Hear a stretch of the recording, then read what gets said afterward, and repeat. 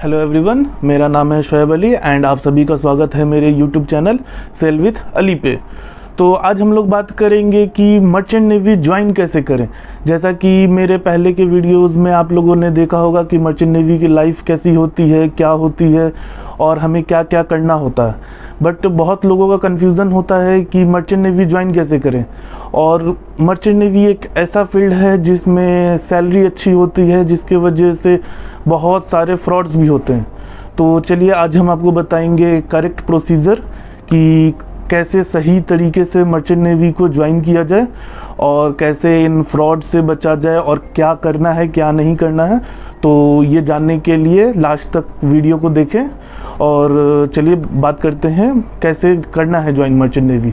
तो जैसा कि बाकी सब प्रोफेशंस जैसे डॉक्टर, इंजीनियर्स की तरह मर्चेंट नेवी फेमस नहीं है। जैसे कि आप लोग देखते ही होंगे कि हर गली मोहल्ले में टोकरी के टोकरी डॉक्टर्स और इंजीनियर्स मिल जाएंगे। तो जिसके वजह से ये होता है कि आपको इंजीनियरिंग और डॉक्टर के कोर्सेज़ के लिए उतना इधर उधर पता नहीं करना पड़ता है।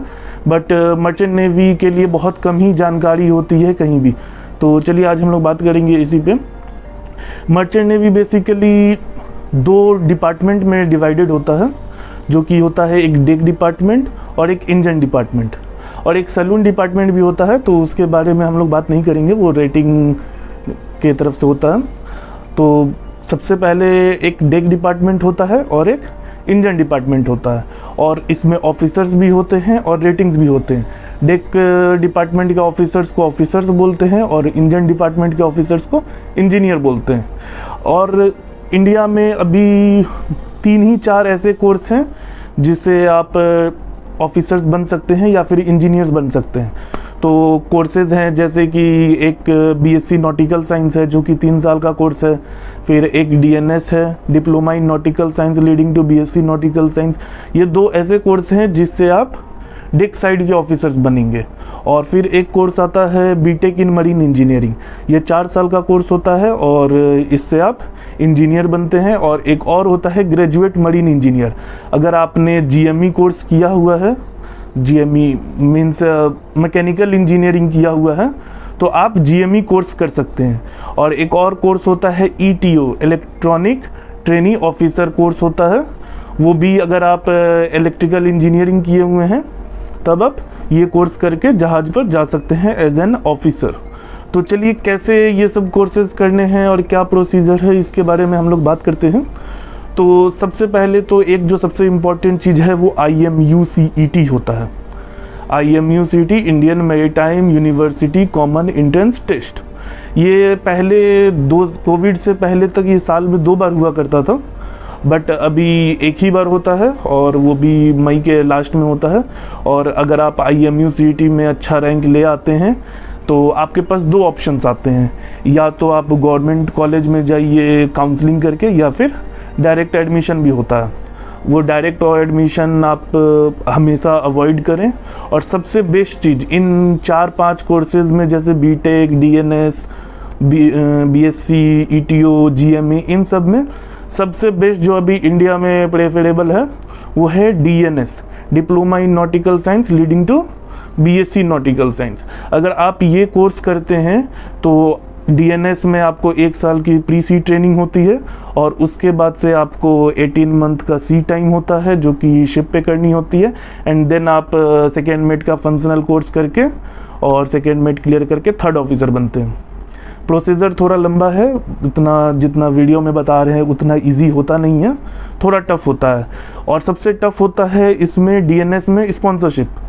टफ नहीं कहेंगे, मतलब कंपटीशन बढ़ गया है अब, बट टफ नहीं है। अगर आप स्मार्ट हैं, पढ़ने में अच्छे हैं, तो आप इजीली स्पॉन्सरशिप क्लियर कर सकते हैं। अब डीएनएस स्पॉन्सरशिप क्या होता है, जैसे कि आप 1 साल का कोर्स करने जा रहे हैं। इस कोर्स को करने में आपका 5 से 8 लाख रुपए लगना है। आप किसी भी इंस्टीट्यूट से करेंगे, गवर्नमेंट इंस्टीट्यूट में कम लगता है, बट ज़्यादातर प्राइवेट इंस्टीट्यूट ही करवाते हैं ये कोर्स। तो इस कोर्स में करीब 5 से 8 लाख रुपए लग जाएगा।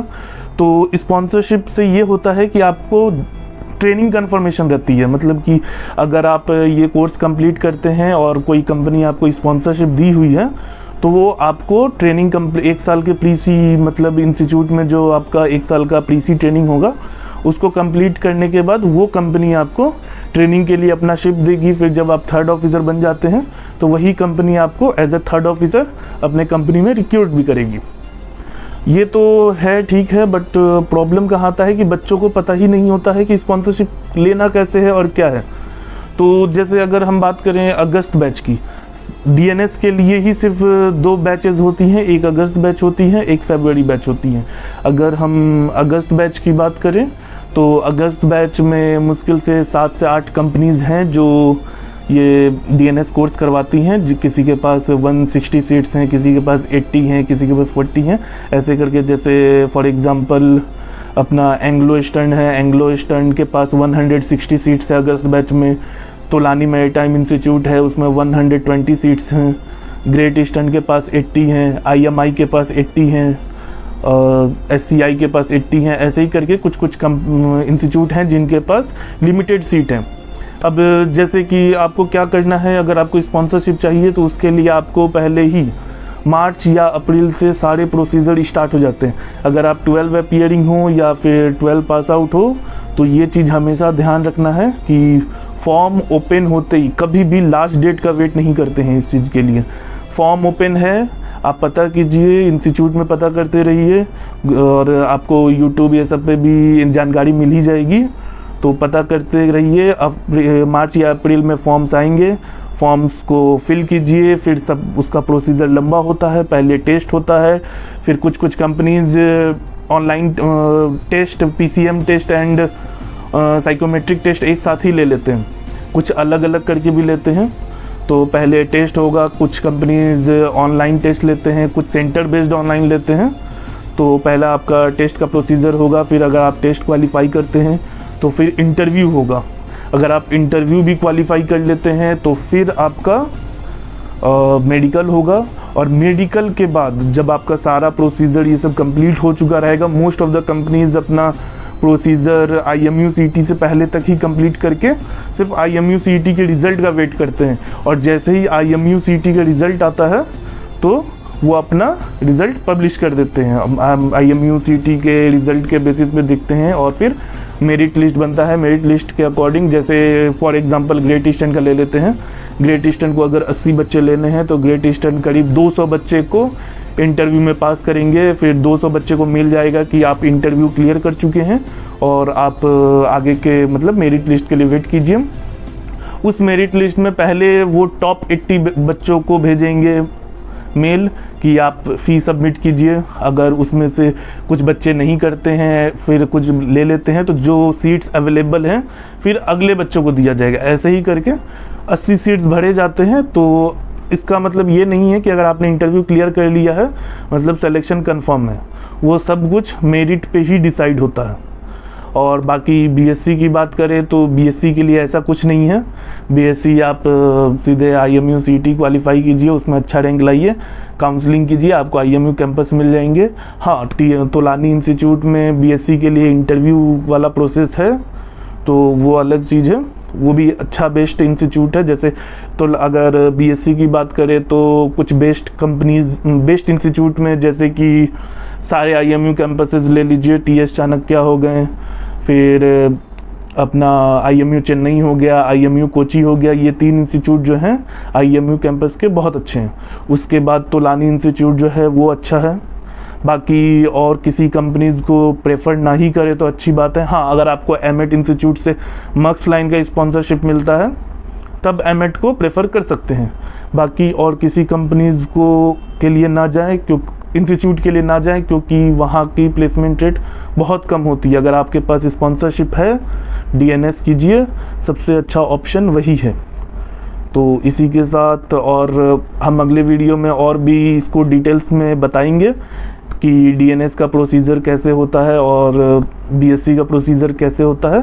और अगर आप चाहते हैं कि IMU CET के लिए कैसे प्रिपेयर करें तो इसके लिए भी हम नेक्स्ट एक वीडियो बनाएंगे, उसमें बताएंगे कि IMU CET के लिए कैसे प्रिपेयर करना है। और बाकी अगर आपको और जानकारी चाहिए तो मैं स्क्रीन पे एक नंबर डाल देता हूँ, आप उस पर कॉल करके IMU CET की जानकारी ले सकते हैं। और लिंक डिस्क्रिप्शन में एक हमारा टेलीग्राम ग्रुप का लिंक है, आप उसको भी ज्वाइन कर सकते हैं। उस पर आपको IMU CET और स्पॉन्सरशिप से रिलेटेड सारी जानकारी मिलती रहेगी। तो इसी के साथ tata bye bye, see you.